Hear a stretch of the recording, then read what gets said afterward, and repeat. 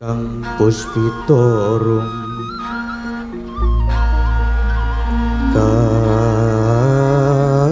kasiliring samirana merek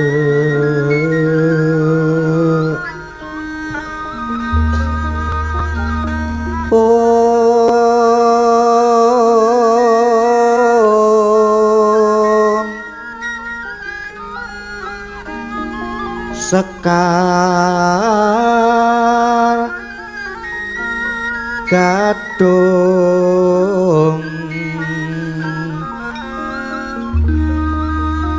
Go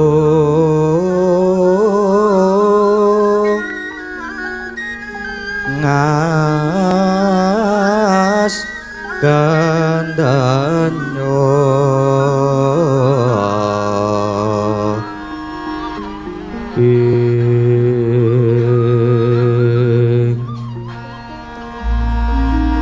Maweh raras retnaning driya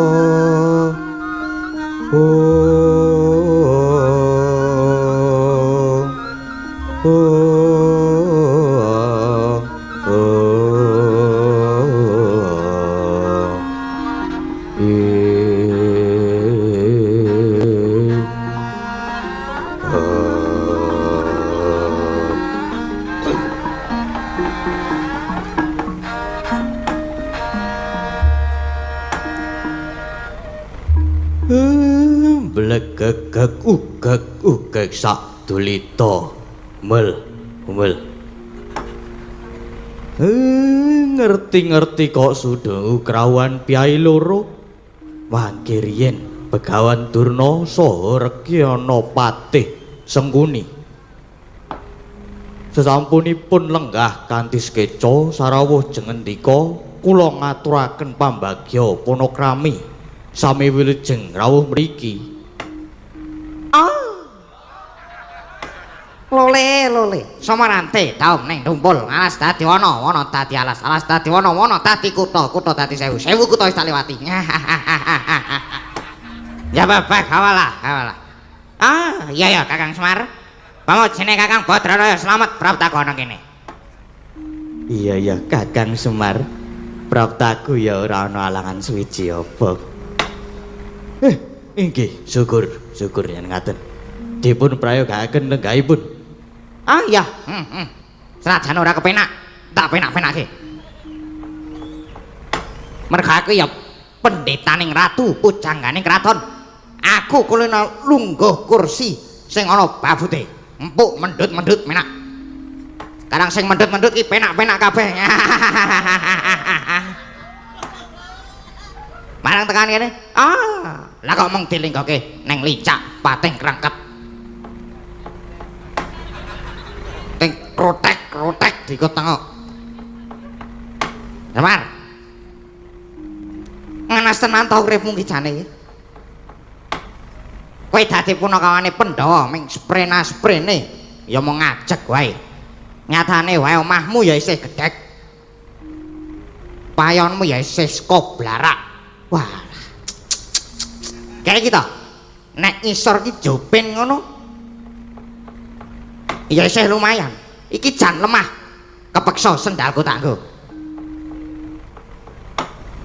Engko aku wedi nek masuk angin nganu kena lemah ki masalahe.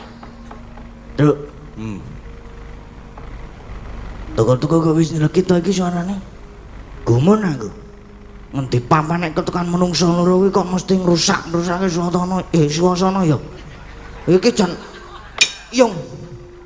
Mone emosi tenan. Ya sing sabar. Oh pancen watake ya ngono kuwi kok, Kang. Sabar. Sabar piye? Ono sing nyekit suara buandeng nganggo lincah tenan kompure. Bener-bener pancen kanan kula nggih ngaten niki. Neng kula nggih mboten nate ngresula. Sing penting Bagas Waras. Ler Bagas Waras kepiye tak tekon ning ngene iki. Ler sehat piye ning ngene iki omahmu wae ora fokro. Reget. Plataranmu ya cembrong ngene iki. Ngono wae kok. Ya petah dadi punakane para Pandhawa. Nek ora kuat bayar ki omong karo aku. tak sewake kontrakan. Apa tak koske? Apa nginep hotel bintang 1? Bintang 5. Wah. Biasane emang bintang 1 aku mi. Nggih pun sak kersane sampeyan. Lan jane wonten wigati napa niki? Ya wis, ngene ya, ngene. Aku ya selak ora betah kesuwenan nang kene.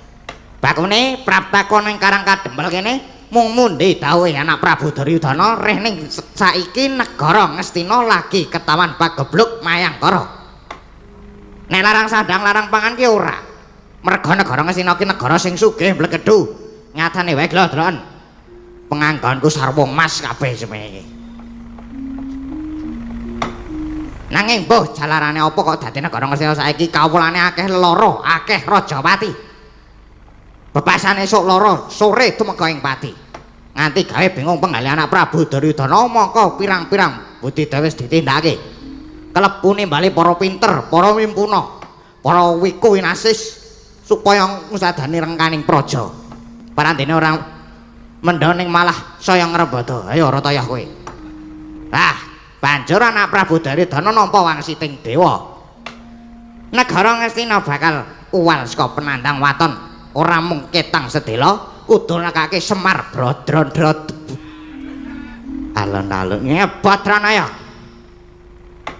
Utawa Semar diboyong ning Ngastina. Nah, tekakono kene iki kedawan supaya mboyong Semar. Nek jane aku ora percaya karo kaluwihane Semar ki apa. Neng gandeng, aku mung sedemo didhawuhi anane ya mung mangkat ngono wae. Wis ngono kuwi. Mulai saiki kowe gelem tak boyong ning negara Ngastina. Semar arep njaluk bebana apa wae bakal dituruti. Nek perlu omahmu sing blas ora pokre iki tak bangun dadekke omah loji. Dadi omah tingkat sing magrong-magrong. Ayo, telu ya Semar. Iya Kakang Semar. Aku kang pinangka dadi seksi tama yen Kakang Durna iki kadhawuhan supaya mboyong Kakang Semar. Mula yen pancen Kakang Semar kersa diboyong, wis to, arep ngarani bebana apa aja semelang. Mesti bakal dituruti klebu anak-anak mengko ya bakal dimulyakake uripe. Semare koten prayatna semur resaku eko balik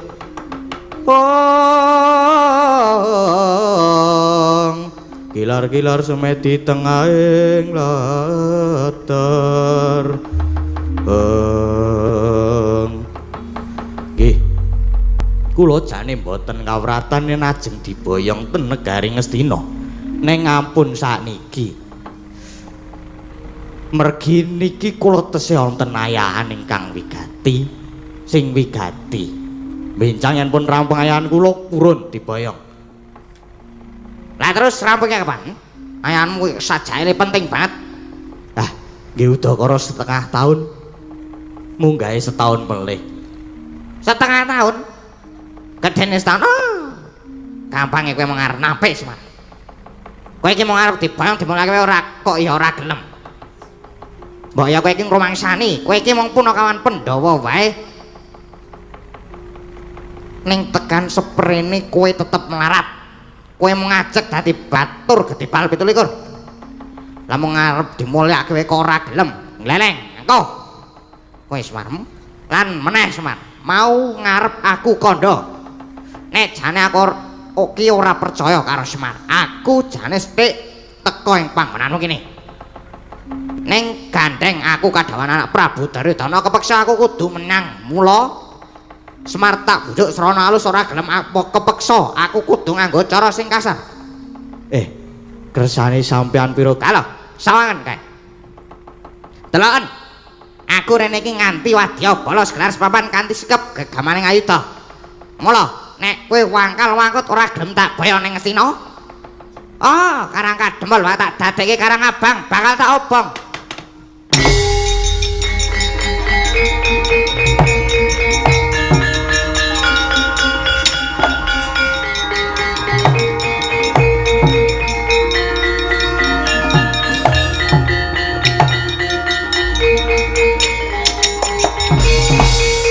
Mbah.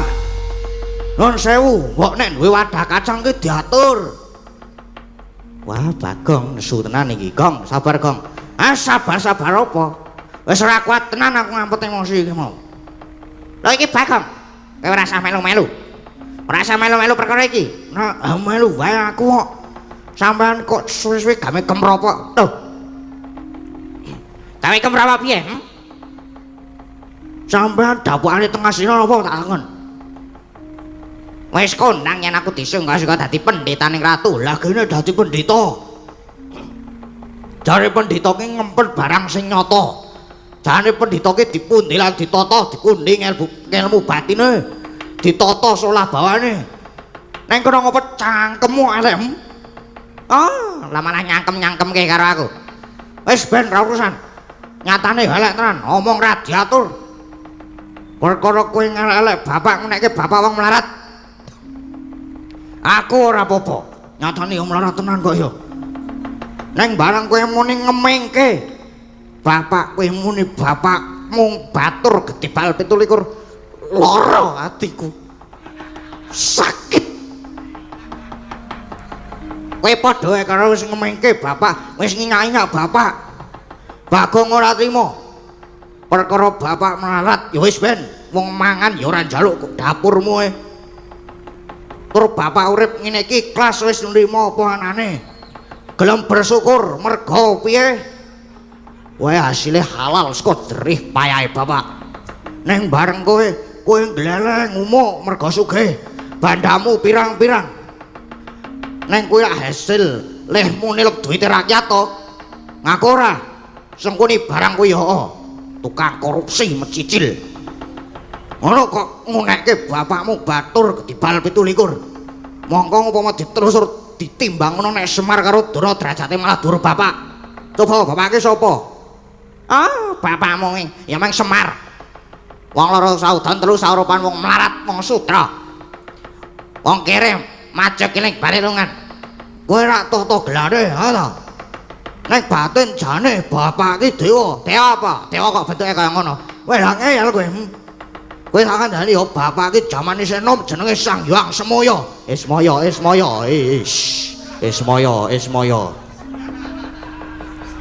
Semoyo ding.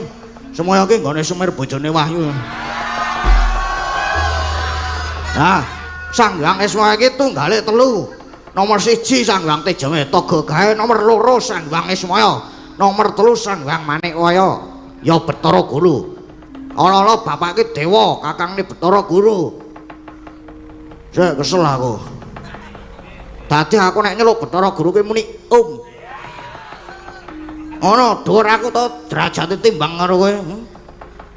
Wong aku nek dina Minggu lek kupik ning kayangan sih. Neng bareng kowe dono ki sapa? Dono ki jaman mbiyen jenenge Bambang Kumbayana. Mbiyen kowe bagus. Ning merga saka pokalmu dadi elek kaya ngono kuwi merga dipoteng-poteng karo Patih Gandamana. Ora. Sin rame ning kene. Klebu sengune kowe ya bagus. Ning merga saka unine merga muni elek cangkeme terus diwak-wak karo Patih Gandamana ya. Kaya ngono kok nyepelekke bapak melarat. Mung batur gedebal 17. Bagong sing ora trima. Aku ki sayang karo bapak. Masuk angin tak keroki kok. Lah kok kuwi bapak jekoke kirike tak cekel tak bleh. Bapak mlaku manuke doting cuwet tak bantingi manuke. Bagong sing ora trima. Luwih-luwih kowe sumban nek Karang Kademal arep tok obong. Wah. Bagong sing arep mbelani. Ayo, muni wis saiki dur. Mane cuwek nguneke bapak menek laban mulutmu.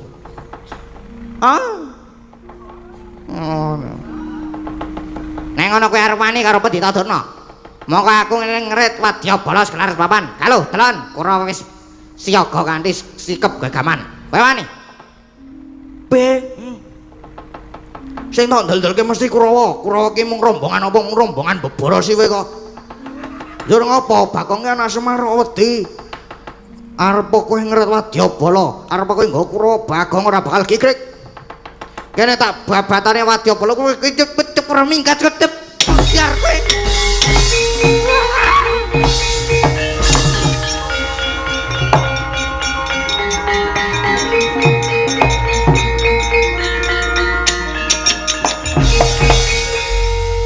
ngomong apa ya, Gong? Mbah aku wis emosi kok. Wong waton muni sing penting jotosi durna. Pancen kowe anak ragil sing iso gawe bombong. Kowe pancen anak sing tanggap karo wong tuwa ngerti nek bapakne arep diajab patine njur mbelani. Gawe marem. Nek ngono, Bagong iki engko sing saguh arep ngundurake Kurawa. Bagong sing arep wani mungsuh karo Kurawa, jan gawe bombong tenan. Sing ngomong aku arep wani karo Kurawa sapa? Sing ngomong aku arep maju sapa? Bola, lemu mencak-mencak nesu-nesu mau kang apa? Lah aku ya mung nantangke kok ning kene iki. Nantangke piye? Nantangke sapa? Lah kowe iki ndang apa? Anak Sumarke ora mung Bagong tok. Kowe iki ning kene ya kok nyambut gawe. Ora mung turu wae. Aku rak mung nantangke, pokoke ya diayahi bareng-bareng. Oh, lah jebul mung nantangke. Ngono kok leno sumencak-mencak kaya ya wae. Rawurung ya aku meneh. Kana datu mandang, aku sing tuwa tak ngasuh wae. Kowe iki do nyambut wae do mlempem. Nek do wegah nyambut gawe saiki mung kari carane. Carane piye, Gong? Carane mengko bapak kon martek kaji pameling Anoman kon mrene kon ngundurke Kurawa, ya toh, Pak? Iya. Mengko si Rauman Anoman tak undange rene. Anoman mengko supaya ngundurke Kurawa.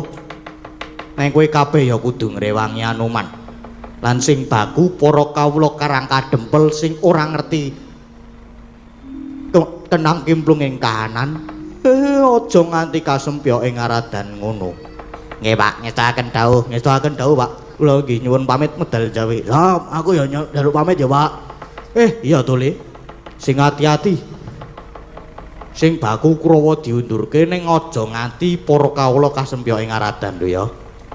Lan malah babar pisan para kawula karang kadempel sing dong melu sowan bubarno sisan. Aku tak seret dhisik, tak mlebu dhisik. Umpama cara ratu ngono Semar arep kundur kedaton. Nggih sendika, Pak. Lah Bapak ngersakaken diringi gending napa? Mumpung abdi dalem pengrawit diringi saking warga laras. Diringi sing kompak-kompak wae. Ben kowe kabeh padha ngestu padha dawuhku. Aku iring ngono nganggo ringan judule ngestu padha. Oh nggih, Pak, nggih. Monggo kanca-kanca warga laras niki Bapak nyun iringi ngestu padha pelok 6. Yuk dados.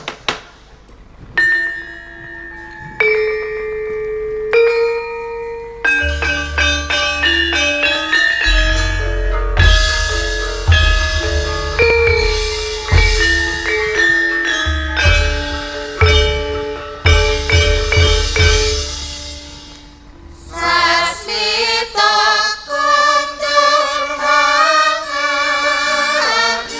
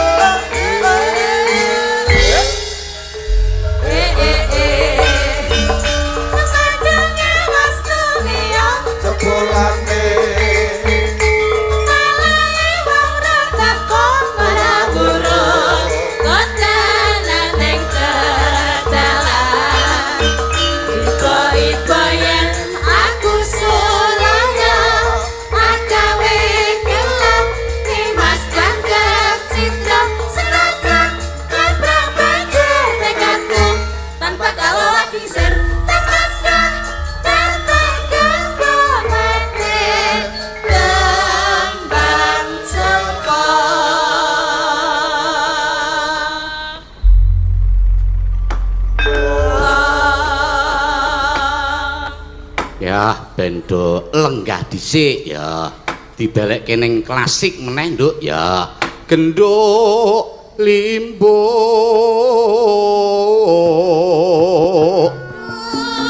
sayang main-main gotong royong nyambut gawe kepara maculung gomu sayang main-main gotong royong nyambut gawe kepiye pawarto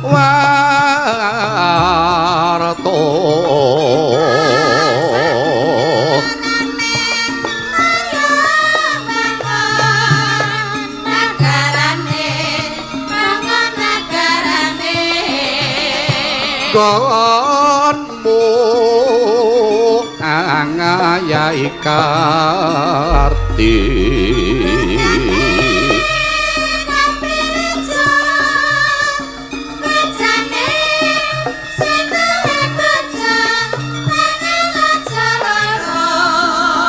yen wis purna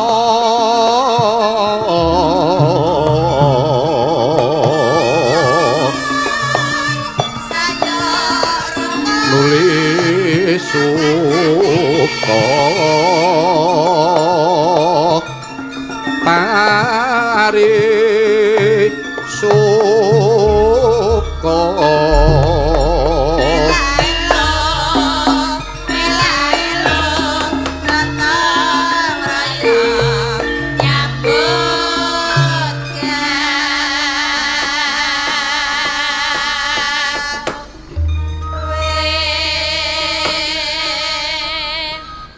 gonta-ganti mak gonta-ganti kepiye gajeke iki mau nampilke anake awak dhewe ya kuwi Mas Gading pancen iki tak sengaja kepiye nek manut dawuh jane anakku Gading kuwi porsine didhawuhi nggon sabetan ya ning kok iki mau pancen tak sengaja ben dienggo ajar kendel ben dienggo dadar mentale mula bengi iki ora mung mligi sabetan ning pancen tak wenehi adekan sithik-sithik nggon wigati ya mboko sithik pokoke niatku arep melu gedhek-gedhekke niatku arep melu udu sak isakku ya mboko sithik pokoke ditatar mboko sithik ning aja semelang ingkang padha ngarep-arep anakku Gading mengko bar limbukan tekan ngareping gara-gara tak pasrahke Mas Gading mergo pancen saka keparenging panitia nggon sabetan pancen dikersake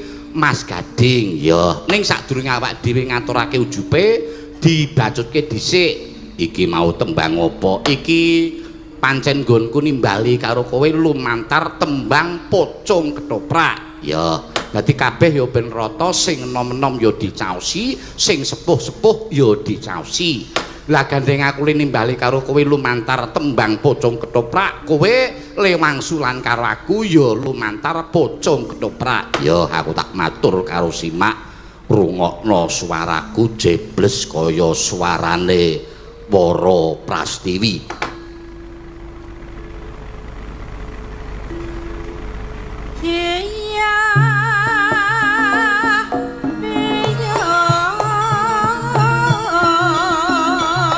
aduh sayang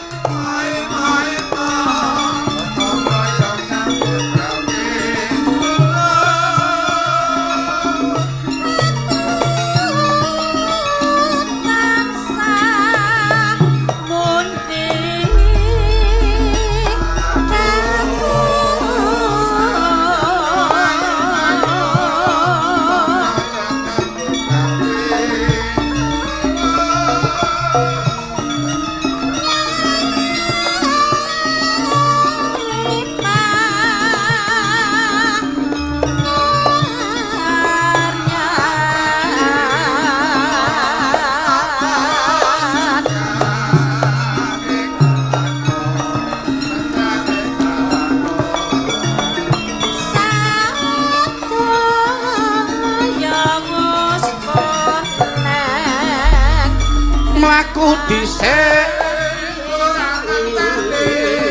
digawe becik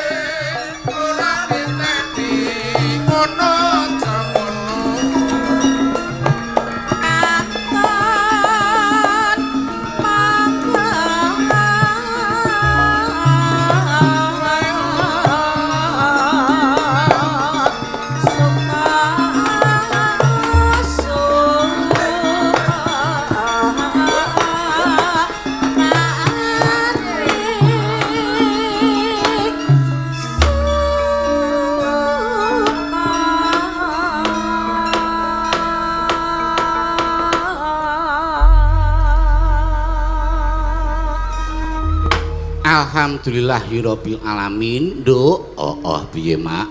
Puji syukur kunjuk ngersaning Gusti Ingkang Maha Nasa. Dene awake dhewe sak kanca warga laras kalenggan iki wis kelakon sowan ning ndi iki? Sowan ana ngersaning para pundhenan sanak kadang sing lenggah ana ing Karangwaru Lor, Karangwaru Tegalrejo. Ngono mula sadurunge awak dhewe matur akeh-akeh ngaturake sungkem pangabekti dhisik ana ngersaning para pepundhen ingkang lenggah ana ing Karangwaru Lor kene utamane katur wonten sanipun Bapak Mantri. Nek nggone dhewe Bapak Penewu utawa Bapak Camat, uga katur Pak Lurah lan sedaya para perangkat desa lan sedaya para pundhenan salam taklim kagem kadang-kadang kula ingkang lenggah wonten ing Karangwaru Lor kene. Ya njur ujube bengi iki ya kuwi merti desa, merti dusun utawa merti desa merga nek merti dusun kuwi mung tingkat kampung, ning iki digawe merti desa. Ngono heeh.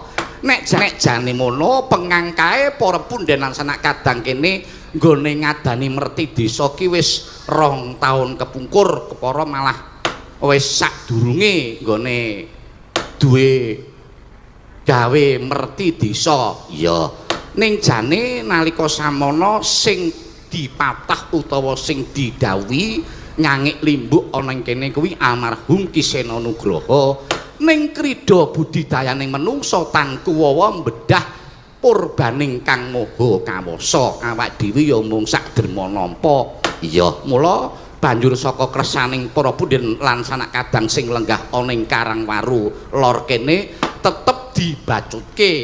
Lah mungguh sing ditunjuk utawa sing didhawuhi saka para panitia utawa para pangarsa awake dhewe lan diwakili karo anakku lanang ya kuwi Ki Gading Pawukir. Mula iki mau tak baleni meneh janjane mono sing didhawuhi Mas Gading kuwi porsine ning sabetan, nek ora ning sabetan ya ning nggon pepucuk. Dadi pepucuk ki sadurunge ndodok kotak, ning biasane ndodok kotak ki penontone durung pati akeh. Mula iki banjur ya terus tak wenehke nggon porsi sabetan, ning ora ketang sithik ya dinehi nggon adekan-adekan tertentu. Heeh, mula iki gandeng awake dhewe iki pinangka dadi sulih sarira utawa pinangka dadi lidah sinambung toya tinalang merga Ki Sena Nugraha wis nurut kasedan jati ning pagelaran wayang kulit tetep dibacutke. Mula awake dhewe sing pinangka dadi wakiling keluarga besar Ki Sena Nugraha utamine pinangka wakile Ibu Agnes Widyasmara. Sapa kuwi? Ibu Agnes kuwi garwane almarhum Ki Sena Nugraha. Matur wonten sanipun para pundhen lan sanak kadang ingkang lenggah wonten ing Karangwaru Lor lan matur dumateng sedaya pandemen wayang kulit menawi saklebetipun Ki Sena Nugraha menika caos panglipur dumateng panjenengan sedaya menika temtunipun kathah kalepatanipun saestu kula ingkang pinangka dados wakilipun keluarga saestu nyuwun gunging samudra pangaksami lan senajan kala wau pangarsaning panitia utawa ingkang pinangka dadi pambyawara sampun kentun donga dumateng kadang kula almarhum Ki Sena Nugraha ning menika mumpung dipun rawuhi semanten kathahipun piyai nyuwun wekdal sekedhap kemawon kangge sumene kentun donga dumateng kadang kula almarhum Ki. Amin. Matur sembah nuwun. Ya tak baleni meneh acarane ya kuwi merti dusun ya ning tumrap aku ya Nduk ya sing jenenge merti dusun utawa merti desa kuwi dudu salah sawijining kapercayan ning merti desa kuwi mujudake ya kuwi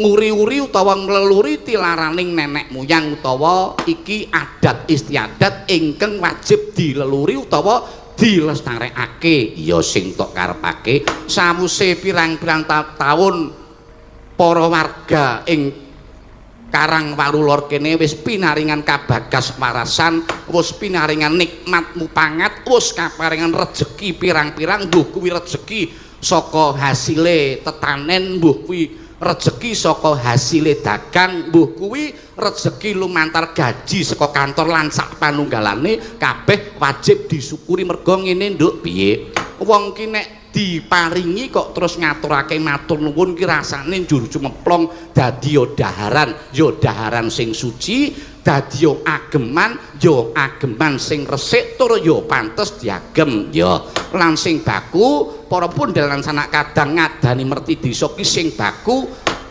ngunjukake utawa ngaturake panuwunan bareng-bareng nyuwun ana ngersani Gusti Kang Maha Agung muga-muga taun ingkang lumaku iki kabeh warga Karangwaru Lor tansah pinaringan kabagas warasan lahir lan batin rancak nggone padha makarya lan sing baku kegotong royongan tetep kudu dijaga ya guyub rukun ya muga bisa ambabar kaendahan lan kabagyan utamane dumateng warga Karangwaru Lor tansah reja desane saya maju ya sing disuwun pancen mengkono ya mulai iki gandeng iki awak dhewe wis ngaturake ujube saiki mung kari ngaturake lelagon pinangka panglipur dasare iki ya request ya akeh ya mengko sawise ngaturake panglipur njur awak dhewe medhun meneh diganti anake lanang sapa Mas Gading karo nyuwun pangestu wonten sanipun para pepundhel lan sanak kadang utaminipun dumateng pandemen wayang kulit Ki Sena Nugraha nyuwun pangestu mugi-mugi anak kula Gading Pawukir kalian Gadang Prasetya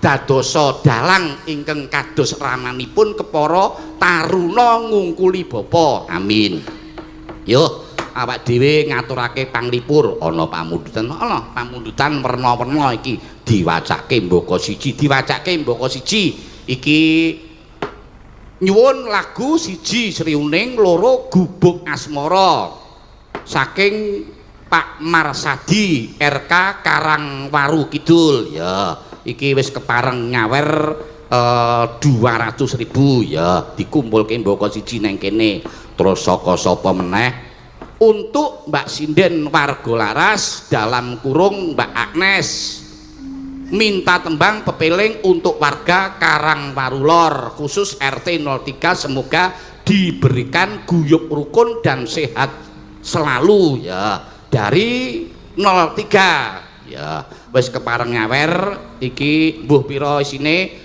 ora tak hitung kira-kira 200 atau 150 kelumpukke dadi siji ning kene ya ana meneh kepareng nyawer meneh 100.000 ya diwaca ndakne gelo penggali nyuwun lagu Pak Dalang siji lewung loro aja dibanding-bandingke kanggo sedulur-sedulur Karangwaru tetep semangat saking kula Pak Panut Angkringan Jalan Magelang matur sembah nuwun ya ana meneh saking panitia merti desa Karangwaru Lor nyuwun lagu siji lali janjine loro Sriuning kagem pengrawit rokok jarum super iki ana 3 slep punjul 2 bungkus ya aku ora njaluk ana pasrah emburi ana iya yo iki dipinangkani mbaka siji gajeke mau ana sing ngresake pepeling ning sing dikersake ya kuwi panjenengane Mbak Agnes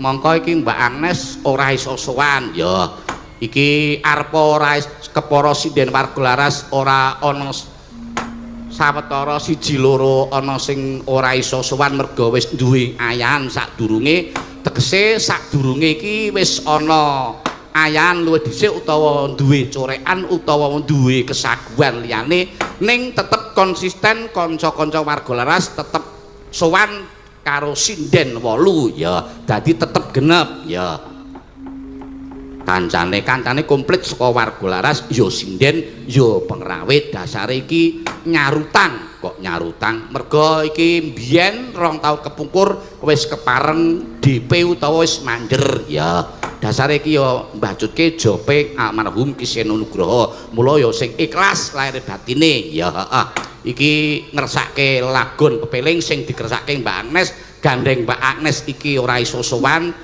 kabeh didhawuhi supaya bawa mbaka siji bawane apa bawane ya kuwi dandang gula rukun Islam ya gandeng dandang gula ki ana 10 sindene ana 8 ya mengko ana sing loro ana sing siji heeh sindene gajeke nek sinden-sinden warga laras tak kira para pamriksa wis padha kenal kabeh ning gandeng iki ana pambiyantus konjaba mengko ndakne do penasaran tak tepungake ya sing mepet aku iki anakku wedok sapa jenenge Entin aku bacute ora ngerti Entin sapa kuwi isih gadis sapa manten anyar kuwi padake mulane kok saya kuru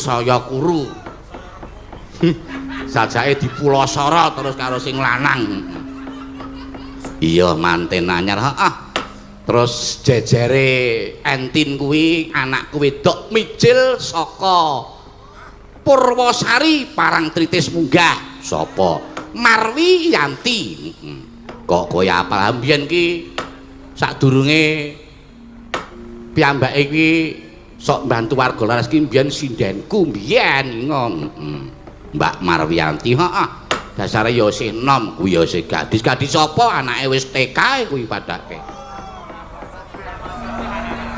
iya terus jejere wis ora bakal asing kuwi Mbak Oriza iya iki arep kesele kaya ngapa ya tetep melu sowan nang kene kok kesel merga iki mau awak dhewe lagi mulih saka Jakarta mula iki saka Jakarta awak dhewe ora mulih ning daleme dhewe-dhewe ning jujuk ning gone sedulurku sing asta demung sapa Mas Lingga wis numurti ya jujuk kono adus mangan bareng terus dandan mangkat rene ya matur nuwun diaturake Mas Lingga diatur karo ibune Mas Lingga wis kepareng nyuguh karo awak dhewe sak kanca sing mau do melu aku ning Jakarta heeh Mbak Oriza terus jejere Mbak Oriza kuwi anakku wedok Mbak Ika Suhesti Mbak Eka Suhesti disambung karo anakku wedok Ayu Purwolestari mau ya melu ning Jakarta heeh bareng Mbak Ayu terus adikku wedok mijil saka Minggir Sleman Mbak Neti Sulandari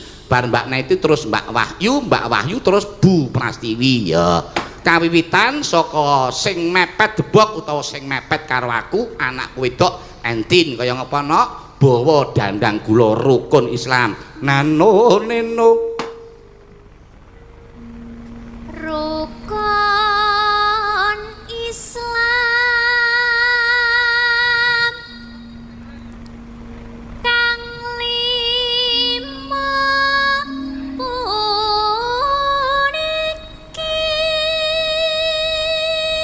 ya aja ngati kata lompen nduk bengi iki kejaba live ana ing lapangan Karangwaru iki uga disiarke secara langsung utawa live lumantar channel Dalang Sena lan ucapan terima kasih dari Dalang Sena sakmenika subscriber sampun mencapai 700.000 alhamdulillah matur sembah nuwun muga-muga channel Dalang Sena karo channel Ki Seno Nugroho saya ngrembaka ya neno saklare meneh no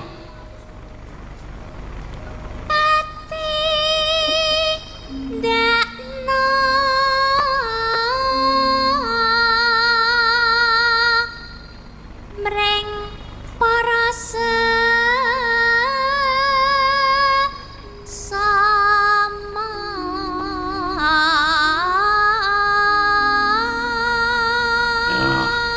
Entin iki omah Kasongan merga nek jane mono Megelang ning saiki wis diboyong ning Kasongan ya sing kakung kuwi dosen isi Ngayogyakarta oh ngono bar saka Kasongan munggah ning Purwosari Parangtritis munggah anak wedok Marwi Yanti aja padha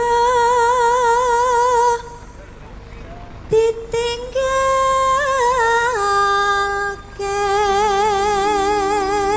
Mbuh iki bocah iki kok ngerti-ngerti bareng melu kene kok tambah bekukulen iki apa enak? Bekukul iki apa lho? Iki lho sing ning pipi apa kuwi? Apa mergo mikir aku apa piye yan kuwi? Ya ora kok ya. Gayane sak larik meneh nok. Rukun lima liku. Bar saka Parangtritis ngalor ngetan neng di Piyungan neng gone Mbak Oriza. Sahadate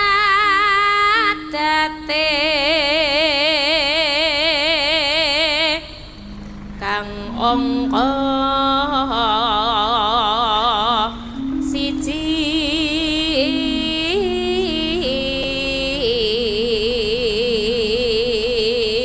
Ya salare meneh no. kang angka loro salat. Bar Piyungan munggah neng Tanjung Sari Kemadang Gunung Kidul sapa Mbak Iu.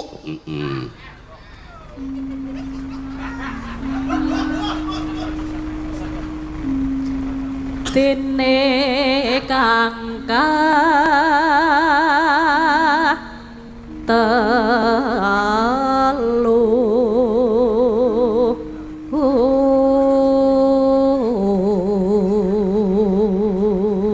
Salare meneh no.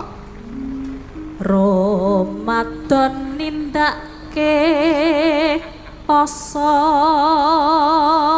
Bar saka Gunung Kidul medun meneh Bantul mengidul neng Bambang Lipura sapa Mbak Ayu.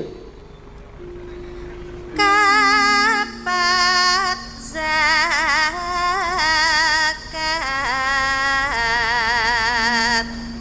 ping 5 ngibadah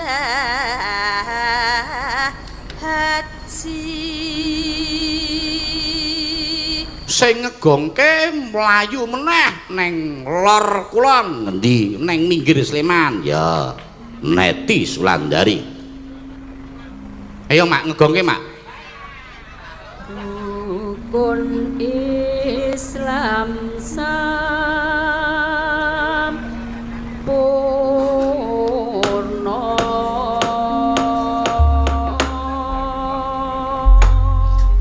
Ya bawane dandang kula rukun Islam wis diaturake terus dibacutke ning lelagon kepiling dibukani saka Kendang Jaipong.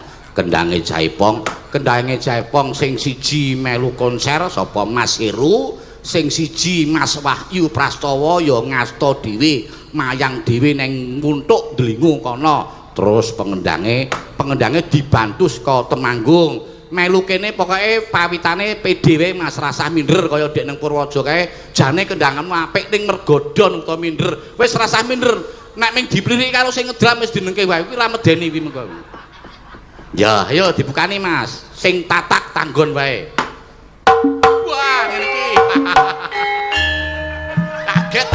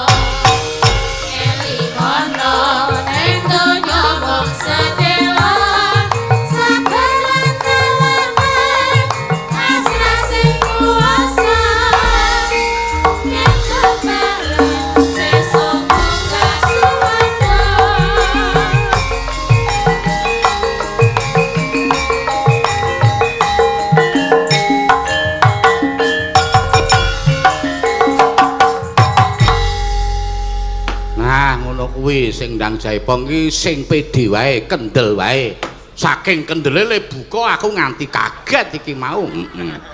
Ayo mempeng, ayo sing ngono kuwi Mas, sing kendel wae pokoke sing pede wae ya. Sawise diaturake lelagon kepiling ya dipilih sing alus-alus dhisik. Mengko sing gayeng-gayengan nek wis minangkani sing alus-alus dhisik ana pamundutan meneh saka ngendi saka Ude Fajar Group dari Bapak Haji Saidi minta lagu Sesideman kalian Podang Kuning lah iki didhisekke mengko terus minangkani sing wis paring rokok Jarum Super cacah 32 iki mau sajake wis diitung kabeh iki mau kok. Ngerti nek 32. Iya, diaturake lelagon sing alus-alus dhisik Sesideman. Ya, sapa? Aku tak njajal sing cilik-cilik. Sapa? Tak njajal anakku Entin ayo nang jumeneng alon-alon. Sing kendel wae nang kene kaya sing ndang Jaipong kae lho. Kendel wae yo tak sepoti dhisik. Surup Surya.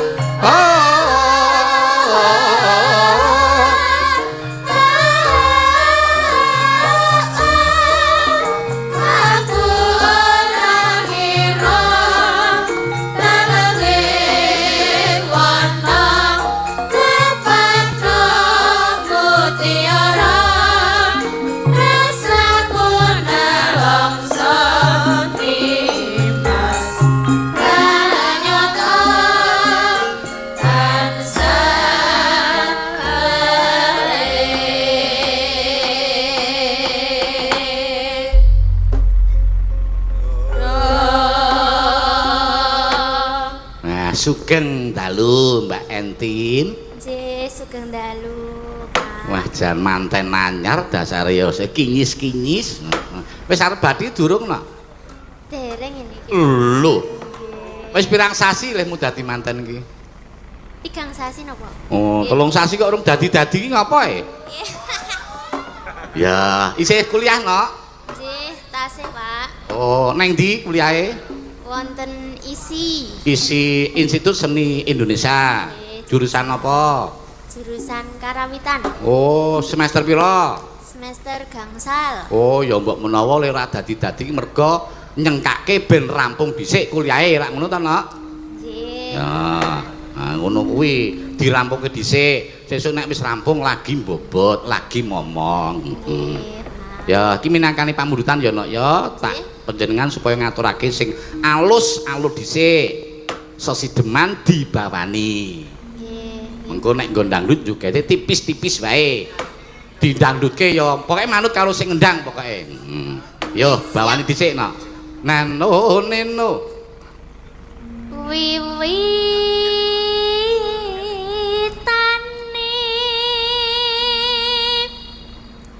anderek sang peki. Apa cilik ae ya pinter nyengkok. Wis ngerti variasi ya, Jae. Priya bagus.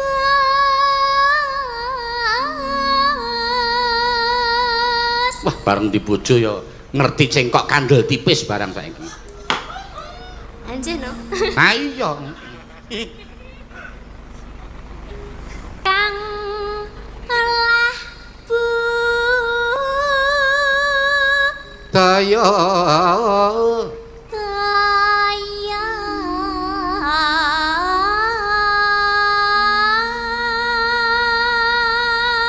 mongko iki joget ya luwes. Ha iya, engko deloken coba. Ora dumpuh ya ora kok. sowan menyang kutha gedhe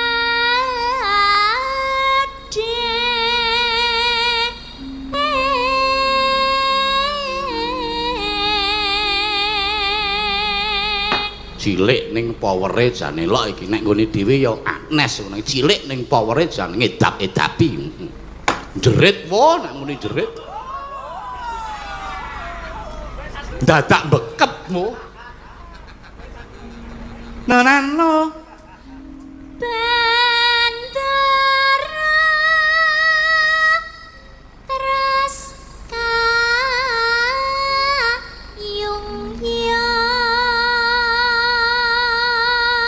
aku seneng anggere ana cah nom-noman ngene iki do baut budaya utawa tresna karo budayane awak dhewe niki jan seneng aku. Mula aku iki seneng tenan aku nek ana sinden-sinden nom ngene iki.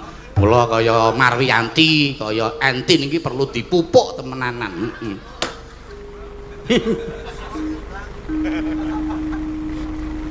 Selendang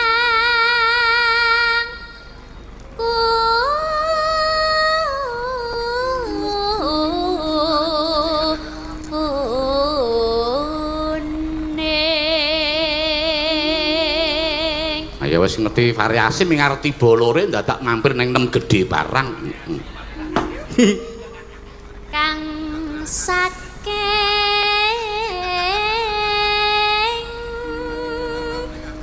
wukir.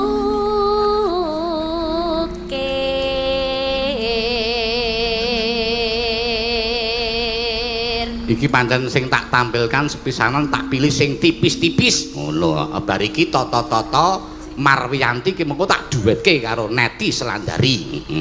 Sing tipis-tipis ya dasar iki ana sing ngersake lali janjine saka panitia didhisikke mengko. Nanano Suwara